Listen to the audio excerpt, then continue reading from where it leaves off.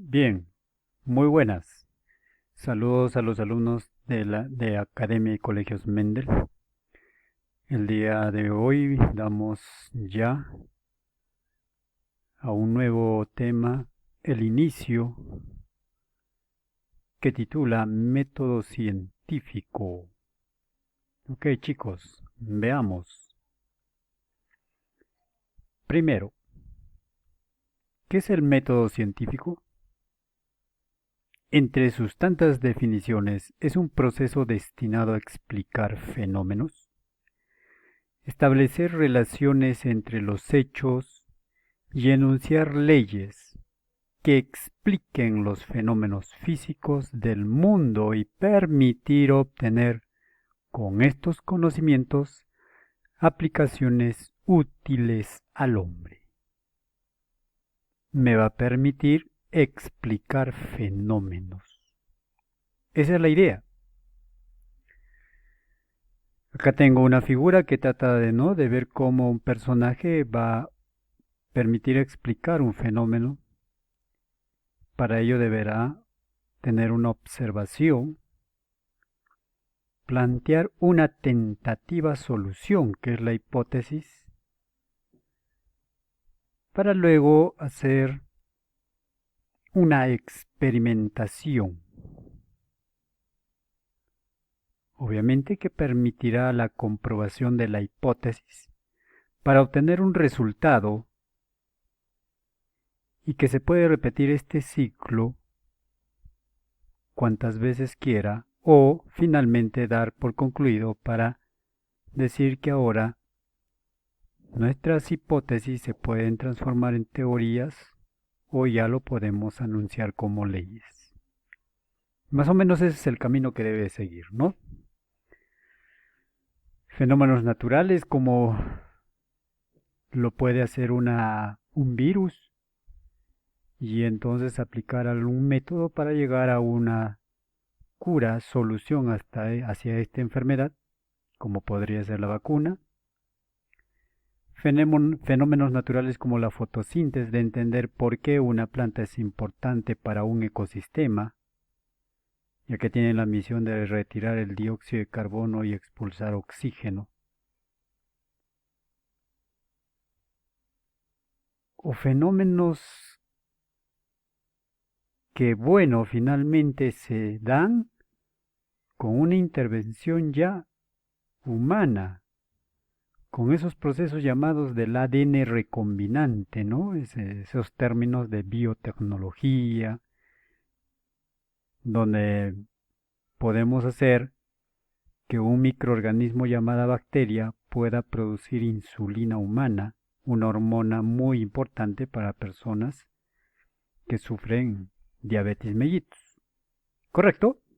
Entonces el método científico más o menos va a ir por este camino. Nosotros vamos a tratar de entender de este tema, bueno, cuáles serían esos pasos, ese orden que se debe de seguir para obtener o acercarnos a esa verdad.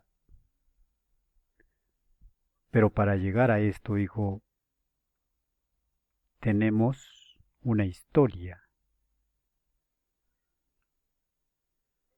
Este método científico puede partir desde la época antigua, donde dice la primera metodología usada en un libro de texto conocido como el papiro Edwin Smith, ¿no? Que usando elementos básicos del método científico como auscultación, diagnóstico, tratamiento, pronóstico, se podía obviamente ya tener un procedimiento, una metodología, ¿no? Que permita obtener uno conocimientos, soluciones, pero luego viene en la antigua Grecia la que se involucró en las primeras formas de lo que ahora reconocemos como ciencia, más o menos en el siglo V antes de, ¿no? Platón fue un contribuyente importante. Aquí Platón, en el diálogo llamado Theaetetus, define a la ciencia como algo que podemos aprender y que es una habilidad manual semejante a elaborar zapatos, que la ciencia fácilmente lo entendió así. Mencionó la enseñanza de la aritmética, la astronomía, la geometría y en las escuelas.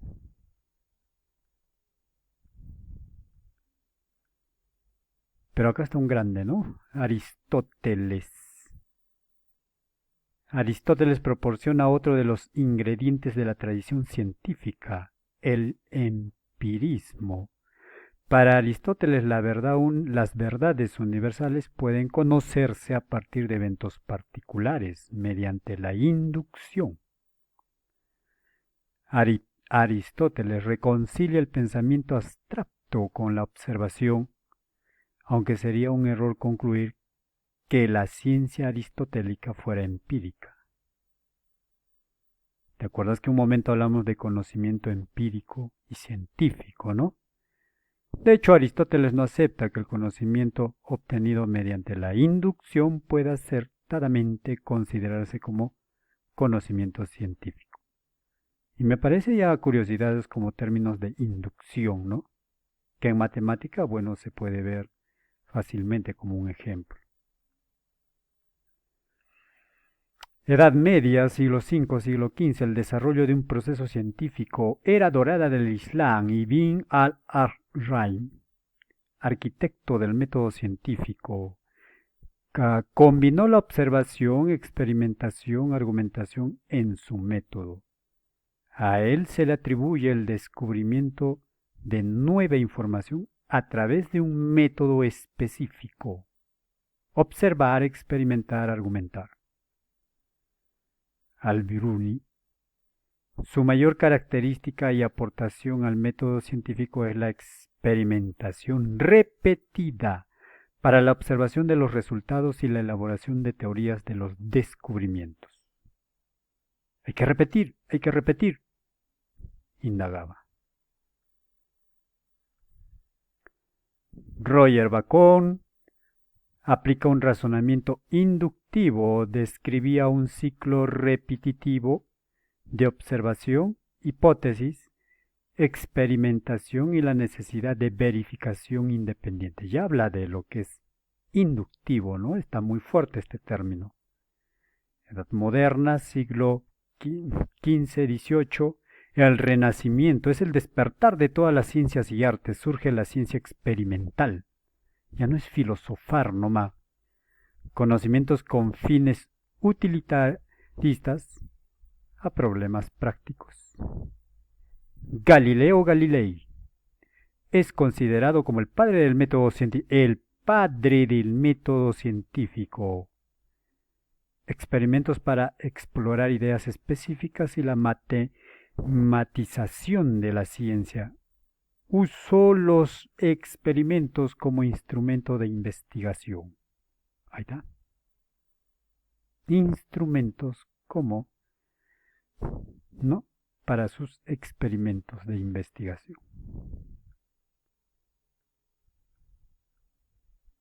Francis Bacon intentó describir un procedimiento racional para establecer la casualidad entre fenómenos, fortaleció el proceso inductivo. Su método era una forma de relacionar observaciones a través de causa y efecto. Observación empírica, experimentación sistemática, análisis de evidencia experimental, razonamiento inductivo. René Descartes propuso el razonamiento deductivo, era la única forma de aprender y entender. Ya antes era inductivo, ahora es deductivo. Propuso establecer principios, razonamiento deductivo, interpretación, análisis matemático. Isaac Newton, su trabajo se volvió un modelo para otras ciencias y su enfoque inductivo fue la base de la mayor parte de la filosofía. Fue el primero en descubrir que se necesitaba un procedimiento inductivo y deductivo. O sea, tenían que relacionarse ambos. David Hume, la integración del método deductivo y el inductivo, William Harvey examina las ideas e intentaba construir ciencia uniendo las ideas con hechos.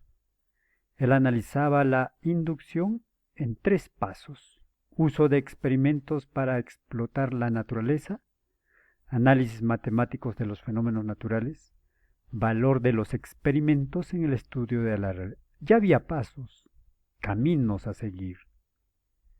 Charles Peirce esbozó un método objetivo y verificable para evaluar la veracidad de supuestos conocimientos de una manera. Y la edad moderna, la actualidad, tenemos que agradecer a Karl Popper. En general se le acredita como el proveedor de las mayores mejorías al método científico. Dio origen a su visión del método científico como hipotético deductivo, conocidos como ensayo y error. Thomas Kuhn sugiere que los científicos trabajan en una serie de paradigmas y que hay muy poca evidencia de que estos trabajen en que las ciencias se producen revoluciones caracterizadas por el cambio del paradigma, ¿no? Son ya aportes, pensamientos que nos dan ellos. Entiéndase que hemos hablado de término deducción, inducción, deducción de lo universal a lo particular, inducción de lo particular a lo universal. Ejemplo.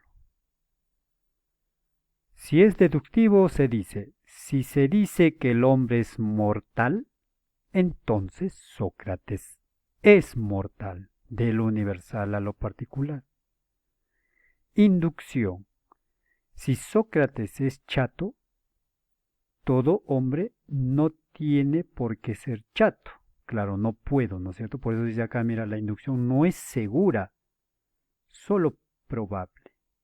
Lo que es verdad de un caso particular no tiene por qué serlo del universal. Sin embargo, en la deducción, si decimos, ¿no?, lo que se dice del universal debe decirse de todos los casos particulares. Entonces voy viendo cuánta diferencia tiene decir una deducción y decir una inducción.